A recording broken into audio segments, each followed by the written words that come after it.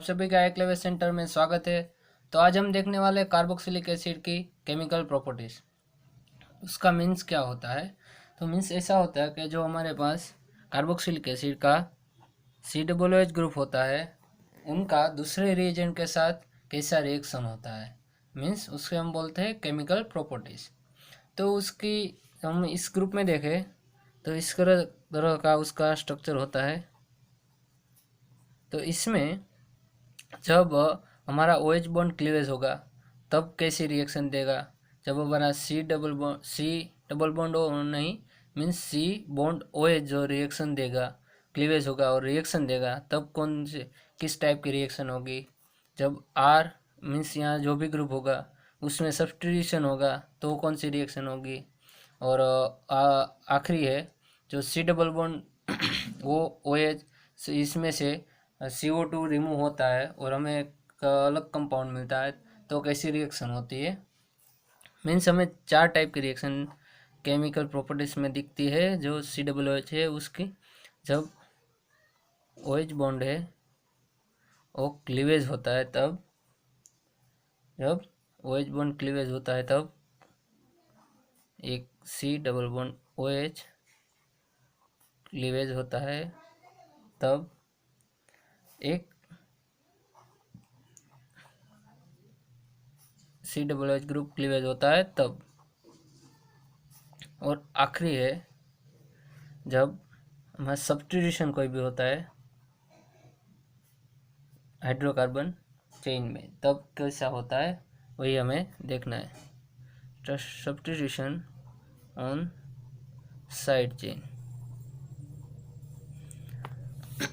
तो ये चार टाइप की हमें रिएक्शन देखनी है केमिकल प्रॉपर्टीज में कार्बोक्सिलिक एसिड की। तो हम पहले देखते हैं जब OH बॉन्ड क्लीवेज होता है, मीन्स जब हमारा कार्बोक्सिलिक एसिड का डिसोसिएशन होता है तब हमें H+ रिमूव होता है उसमें से और आयोनाइज होता है एसिड, तब कौन सी किस टाइप की रिएक्शन होती है वो देखते हैं हम। तो उसमें पहला है जब हमारा सोल्ट फॉर्मेशन होता है, मीन्स जब H+ रिमूव होता है उसकी जगह जो कोई भी हमारा मेटल यानी कोई भी और सोडियम, तो कैसी रिएक्शन होती है और सोल्ट बनता है, तो उसको हम बोलते हैं salt formation. Salt formation means उसमें क्या होता है, जब हमारा एसिड है उसकी रिएक्शन NaOH के साथ करते हैं तो हमें एक सोल्ट मिलता है और हमारा H2O रिमूव होता है। तो इसमें क्या हुआ, जब हमारा एसिड है उसके साथ हमें बेज का रिएक्शन किया, मीन्स हमें इससे बोल सकते हैं एसिड बेज रिएक्शन, से बोल सकते हैं एसिड बेज रिएक्शन। तो यहाँ आपने देखा जब हमने कॉन्सनट्रेटेड बेस डाला मीन्स NaOH डाला तो हमें एसिड के साथ रिएक्शन होकर हमें सोल्ट मिला। ये आपने आपकी प्रैक्टिकल लैब में भी जब आपको मिक्सचर दिया जाता है कंपाउंड का, तब आपको एसिड फिनोल बेस या कौन किस टाइप का कंपाउंड है वो आपको आइडेंटिफाई करना होता है। तब आपने रिएक्शन किया होगा, जब एसिड होता है तब उसमें आप NaOH डालते हो तो आपको सोल्ट मिलता है, उसका PPTs मिलता है। बाद में आप फिर से क्या डालते हो, इसमें भी एसिड डालते हैं, HCl होता है कॉन्सेंट डाइल्यूट, तो आपको फिर से डिजोल्व हो जाता है कंपाउंड। तो यहाँ आपको और मेटल के साथ रिएक्शन करना है, उसका नाम है सिल्वर ऑक्साइड, तो वो भी आपको सोल्ट ही देगा, डाई सोल्ट हो जाएगा, क्योंकि Hg+2 मर्क्यूरस में होगा, मर्क्यूरस नहीं मर्क्यूरिक में, सॉरी, H2O मिलेगा यहाँ। इसी तरह हम मेटल मिलता है, मेटल ऑक्साइड यानी मेटल हाइड्रोक्साइड के साथ रिएक्शन करता है तो मेटल का सोल्ट मिलता है हमें। जब हम वॉशिंग सोडा होता है हमारा, और दूसरा होता है जो हम यूज़ करते हैं सोडियम कार्बोनेट और सोडियम बाइकार्बोनेट, उसके साथ भी रिएक्शन करते हैं, तब हम CO2 का इफरवेंसेस आता है, CO2 का उभरा आता है, जो हम बोलते हैं इवोल्यूशन आता है। तो वो रिमूव होता है उसमें हमें सोल्ट ही मिलेगा और CO2 रिमूव होगा और H2O भी रिमूव। ये भी आपने प्रैक्टिकल में देखा होगा, जब आप रिएक्शन करते होगे तब CO2 का इफरवेंसेस आता होगा, बट जब आप फिनोल के साथ रिएक्शन करेंगे यही कार्बोनेट की, तो आपको वहाँ नहीं दिखेगा ये, आपको यही वहाँ नहीं दिखेगा कि वहाँ फिनोल प्रेजेंट है, इसीलिए वहाँ CO2 नहीं मिलेगा। और जब एसिड प्रेजेंट होगा रिएक्शन में हमारा मिक्सर कंपाउंड में, तो वहाँ CO2 इफरवेंसेस देगा।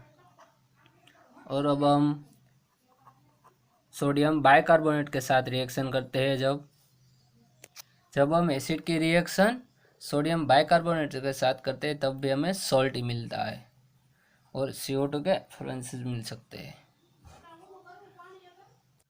तो मित्रों, फ्रेंड्स, आप देख सकते हैं जब इसमें CO2 का इफरवेंसेस आता है वो एसिड में से नहीं आता, बट जो हमारा सोडियम कार्बोनेट है और सोडियम बाइकार्बोनेट है इसमें से इफरवेंसेस आते हैं। CO2 यहाँ एसिड में से नहीं निकलता, यहाँ से जो लीव होता है ये होता है। तो आप उसके मैकेनिज्म भी देख सकते हैं गूगल में। और जब हम एसिड के रिएक्शन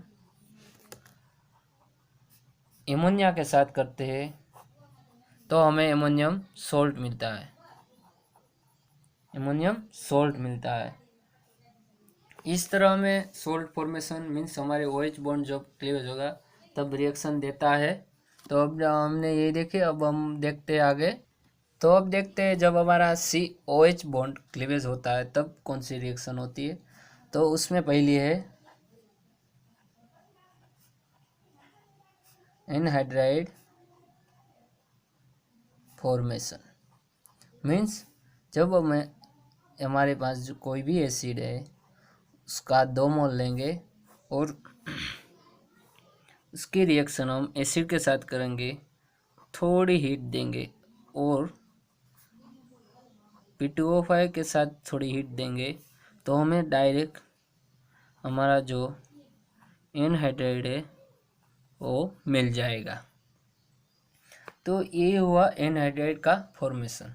तो जब हम एसिड का 2 मोल लेकर हम जब उसके साथ एसिड डालते हैं उसमें और थोड़ा हीट देते हैं तो हमें एनहाइड्राइड मिल जाता है। बट जब हमने आपको सिंथेसिस पढ़ाई करी थी, आपके लिए जब सिंथेसिस सिखा रहे थे हम, तब हमने किया था कि जब हम एनहाइड्राइड का एसिडिक या बेसिक हाइड्रोलिसिस करते हैं तो हमें एसिड मिलता है। उसी तरह यहीं भी रिएक्शन होगी। और दूसरी है एस्टरिफिकेशन। तो यहाँ जब हमारा एसिड होता है उसके साथ हम अल्कोहल के रिएक्शन करते हैं और थोड़ा एसिड डालते हैं तो हमें डायरेक्ट मिल जाता है हमारा एस्टर। बट यहाँ आप देख सकते हैं जब ये हमारे पास ग्रुप है इसमें कौन सा ग्रुप हमारे R यानी कि AOH लीव होगा और AOR इसके साथ जॉइंट होगा। ये आप मैकेनिज्म में देख सकते हैं एसिड एस्टरिफिकेशन की, जो आपको गूगल में अवेलेबल है, मिल जाएगी। और जो हमारे पास अब हम देखते हैं एसिड क्लोराइड कैसे बनते हैं।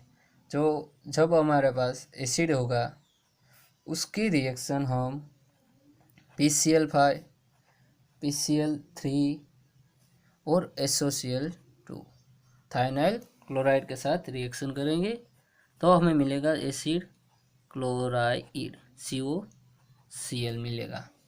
तो हम एसिड के रिएक्शन डिफरेंट टाइप के रिएजेंट के साथ करेंगे तो हमें बाई प्रोडक्ट भी डिफरेंट ही मिलेगी। तो PCl5 के साथ रिएक्शन जब करेंगे हम तो POCl3 और HCl रिमूव होगा। और जब हम PCl3 के साथ रिएक्शन करें जब एसिड क्लोराइड तो हमें मिलेगा ही, बट उसके साथ एक एसिड मिलेगा फॉस्फोरिक एसिड, इसको बोलते हैं H3PO3।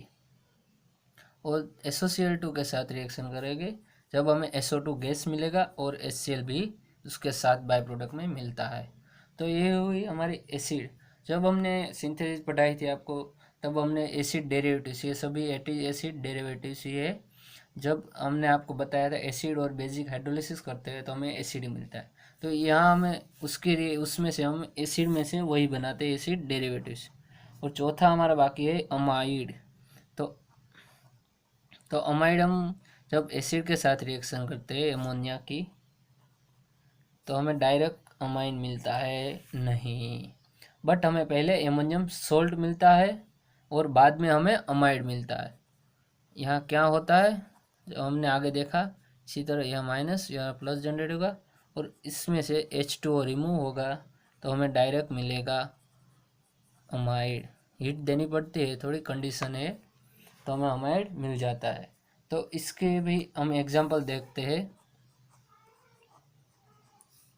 जब हमारे पास बेंजोइक एसिड है, उसमें एमोनिया थोड़ा सा डालेंगे तो हमें डायरेक्ट मिल जाएगा C डबल बॉन्ड NH4, जो हमारा एमोनियम सोल्ट फॉर्मेशन होता है वही मिलता है। और थोड़ी सी हीट देंगे उसको भी, तो हमें डायरेक्ट मिल जाएगा अमाइड और H2O रिमूव होगा। तो ये हो गई हमारी, जब COH bond means CO bond cleavage होता है तो क्या हमारा रिएक्शन देता है कार्बोक्सिलिक एसिड।